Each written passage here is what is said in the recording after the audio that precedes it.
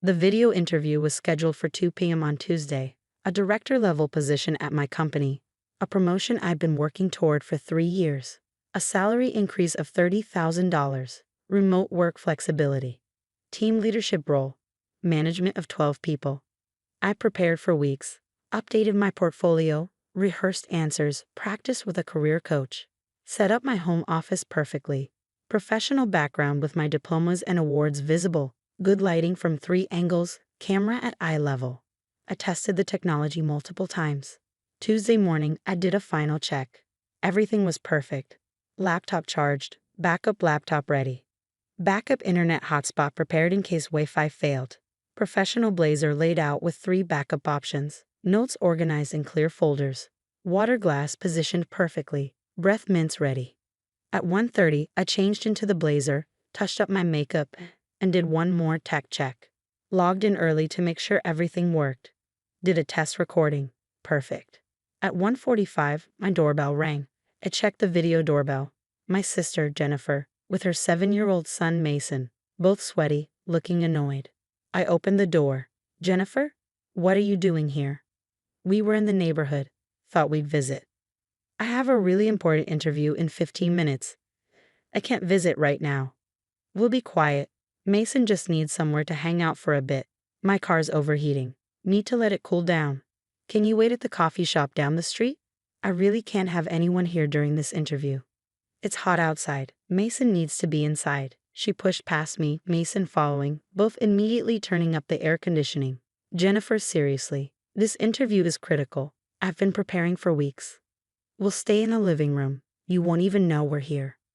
My home office opens to the living room. You'll be visible on camera, so close the door. The door is glass. You'll still be visible and audible. She waved her hand dismissively. It's fine. We'll be quiet. Mason, sit on the couch and play on your tablet. Jennifer. Emma, relax. It's just an interview. They won't care if your family is home. It's a director-level position. I need to appear professional. You are professional. Having family home doesn't change that. Stop being so uptight. I checked the time. 1:50. 10 minutes. Please, just go to the coffee shop. I'll give you money, my treat. Just please give me an hour. Mason's already settled. We're staying. Just do your interview. We'll be quiet. I went into my office and closed the glass door. Through it, I could see Jennifer on her phone and Mason on the couch with his tablet. At 1:55, I logged into the video call, checked my background. Jennifer visible in the distance. I angled the camera. Better, but not great. At 2 p.m., the panel joined. 3 executives. The VP of Operations, the head of Human Resources, and my potential new boss. Hello, Emma. Thanks for joining us. Thank you for the opportunity. We've reviewed your work. Very impressive. We wanted to discuss your vision for the department. I started my prepared answer. 30 seconds in, I heard Mason. Mom, I'm bored. I kept talking, raising my voice slightly to cover the background noise. As you can see in my portfolio.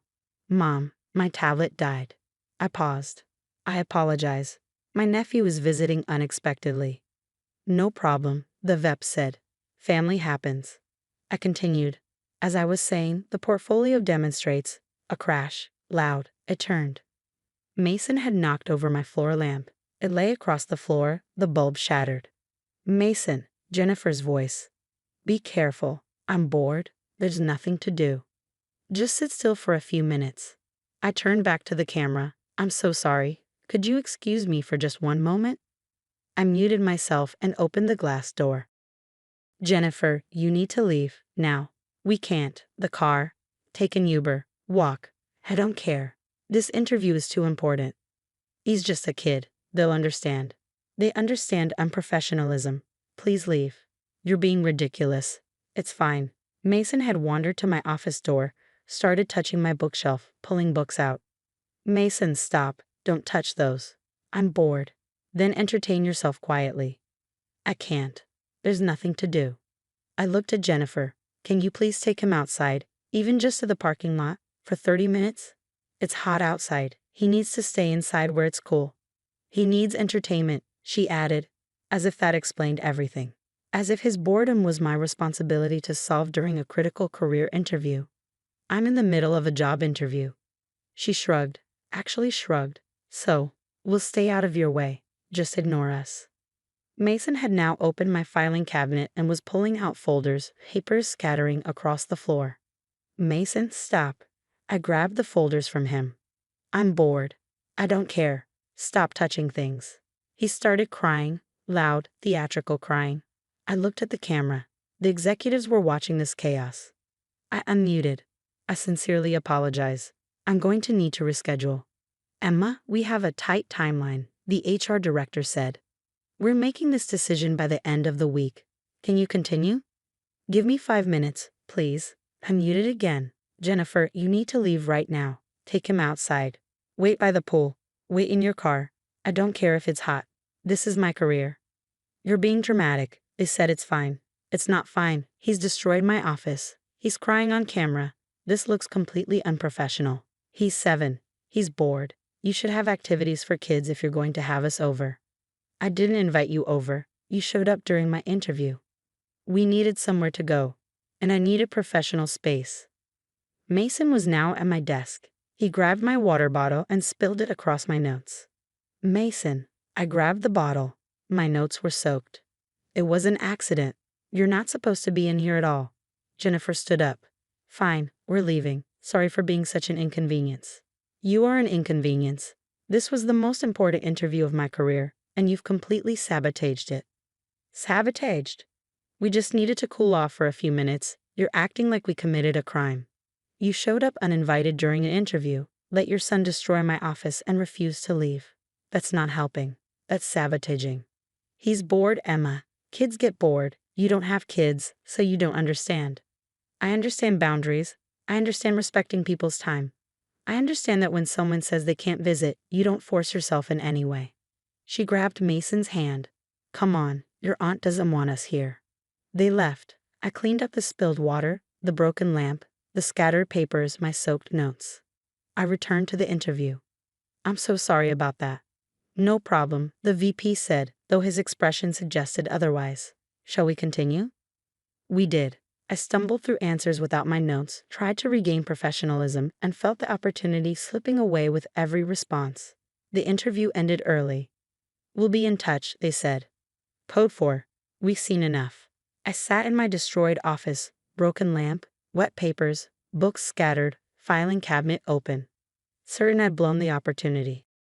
Wednesday morning, I got the email. Dear Emma, we're pleased to offer you the Director of Operations position. I read it 3 times. They'd chosen me anyway, despite the chaos, despite Mason, despite everything. Salary increase. Remote work approved. Start date in 2 weeks. I'd gotten the promotion. I sat there stunned. Then I opened my laptop and started apartment hunting. Because if Jennifer thought she could show up at my home unannounced during critical work moments and face no consequences, she was wrong. I needed a place where work was protected, where boundaries were enforced, where uninvited family couldn't just appear and destroy my professional space. By Wednesday evening, I'd toured 3 apartments. By Thursday, I'd applied to 2. By Friday, I was approved for a 1-bedroom in a building across town, secured entry, concierge, no unannounced visitors. I signed the lease Saturday, move-in date in 2 weeks, the same day I started the new position. A fresh start, both professionally and personally. I didn't tell my family I was moving. The move itself was quiet. Professional movers. 2 weeks later, I was in my new apartment. Furnished, organized, secure. I updated my address with my employer, my bank, and my insurance. I left my family with the old address. Tuesday evening, my phone rang. Jennifer. Hey, Mason wants to see you. Can we come over? I'm busy. How about tomorrow? Also busy. This weekend? Not available. Emma, what's going on? We haven't seen you in weeks. I've been busy with the new job. Right, the promotion. Congrats on that, by the way, despite the chaos during your interview. She laughed, like it was a fond memory, like she hadn't sabotaged a critical career moment. Thanks. So when can we visit? Mason misses you, and I want to see how you're celebrating the new position. I'm not having visitors right now. We're not visitors. We're family. Family that shows up uninvited during interviews and destroys my office. Oh, come on. That was weeks ago. You got the job anyway. No harm done.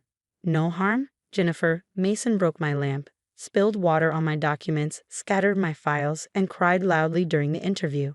You refused to leave despite me begging you. You said he needed entertainment while I was trying to save my career. He was bored. What was I supposed to do? Leave, like I asked you to, multiple times. We needed somewhere cool to stay, and I needed professional space. Your needs aren't more important than mine. I'm your sister. You're supposed to help me. Help doesn't include destroying my office during the job interview. I didn't destroy anything. Mason accidentally knocked over a lamp, and pulled out files, and spilled water, and cried, while you shrugged and said he needed entertainment. You're really still mad about that? I'm establishing boundaries about that. What boundaries? The kind where you don't get to visit my home anymore. Silence. You're not letting us visit. Correct.